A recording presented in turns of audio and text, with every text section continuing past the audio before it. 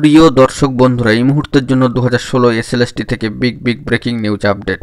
এবার কাউন্সেলিং এবং প্যানেল নিয়ে কার্যত বিস্ফোরক তথ্য উঠে আসছে। পরিস্থিতি কোন দিকে গড়াবে তা এখনই কিন্তু বলা যাচ্ছে না, তবে সেই সূত্রে উঠে আসছে অত্যন্ত গুরুত্বপূর্ণ বিস্ফোরক তথ্য। অবশ্যই সবটা আলোচনা করছি। ভিডিওটিকে শেষ পর্যন্ত দেখবেন, কোনোভাবে স্কিপ করবেন না।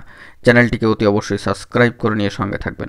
চলুন কথাবার্তা না বাড়িয়ে আমরা মূল টপিকে ফোকাস করি। বন্ধুরা, এই মুহূর্তে দাঁড়িয়ে 2016 এসএসসি এসএলএসটি চাকরি বাতিল সংক্রান্ত মামলার দীর্ঘায়িত শুনানি হয়ে গিয়েছে গতকালকে, এবং গত সোমবার শুনানিতে সম্মানীয় বিচারপতি অনারেবল জাস্টিস সম্মানীয় প্রধান বিচারপতি মহাশয় সঞ্জীব খান্না মহাশয় এবং সম্মানীয় বিচারপতি সঞ্জয় কুমার মহাশয়ের বেঞ্চে এসএসসি মামলার ফের শুনানির এক্ষেত্রে তারিখ কিন্তু উঠে এসেছে আগামী 10ই ফেব্রুয়ারি 2025। ওই দিন দুপুর 2টোর পর কিন্তু শুনানি হবে যেমনটা জানা যাচ্ছে।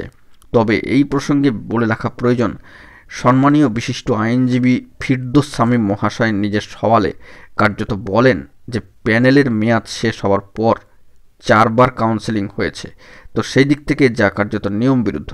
তিনি বলেন, পুরো নিয়োগ প্রক্রিয়া বেনিয়মে ভর্তি, নম্বরের বিভাজন ছাড়া তালিকা প্রকাশ করা হয়েছে।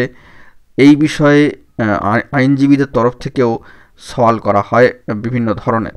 তো সেই দিক থেকে সম্মানীয় আইনজীবী ফিরদৌস শামীম মহাশয় কার্যত জানান যে প্রাথমিকভাবে তার মনে হয়েছে একাদশ-দ্বাদশ শ্রেণীর জন্য নিয়োগের ক্ষেত্রে প্রথম দুটি কাউন্সেলিং সঠিক পদ্ধতিতে হয়েছে।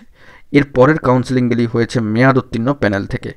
ঠিক একইভাবে 9-10-এর ক্ষেত্রে অর্থাৎ নবম-দশম শ্রেণীর ক্ষেত্রে নিয়োগের জন্য তৃতীয় কাউন্সেলিং পর্যন্ত পদ্ধতি মেনে কিন্তু কাউন্সেলিং করা হয়েছে। তারপরের কাউন্সেলিংগুলি মেয়াদ উত্তীর্ণ প্যানেল থেকে করা হয়েছে বলে মহামান্য আদালতে জানান বিশিষ্ট আইনজীবী সম্মানীয় ফিরদৌস শামীম মহাশয়।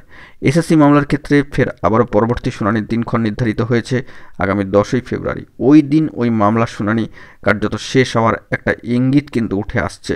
রাজ্য সরকার ও এসএসসির বক্তব্য শুনবে সর্বোচ্চ ন্যায়ালয়, সুপ্রিম কোর্ট। তারপরেই কিন্তু নির্দিষ্ট রায় আসবে। সর্বোচ্চ ন্যায়ালয় সুপ্রিম কোর্টের তরফ থেকে ভাগ্য নির্ধারিত হবে প্রায় 26,000 শিক্ষাকর্মীর।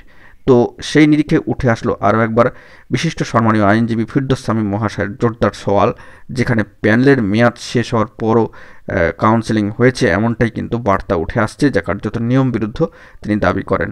তো দেখা যাক এক্ষেত্রে পরবর্তী কী খবর আপডেট উঠে আসে। আমাদেরকে আগামী শুনানির দিনক্ষণ পর্যন্ত অপেক্ষা করতেই হচ্ছে। তার মাঝখানে যদি জরুরি তথ্য থাকে সবটাই প্রোভাইড করব। এখন এটুকুই, সকলে ভালো থাকবেন। অবশ্যই চ্যানেলটিকে সাবস্ক্রাইব করে রাখবেন জরুরি আপডেটগুলি পাওয়ার জন্য। ধন্যবাদ।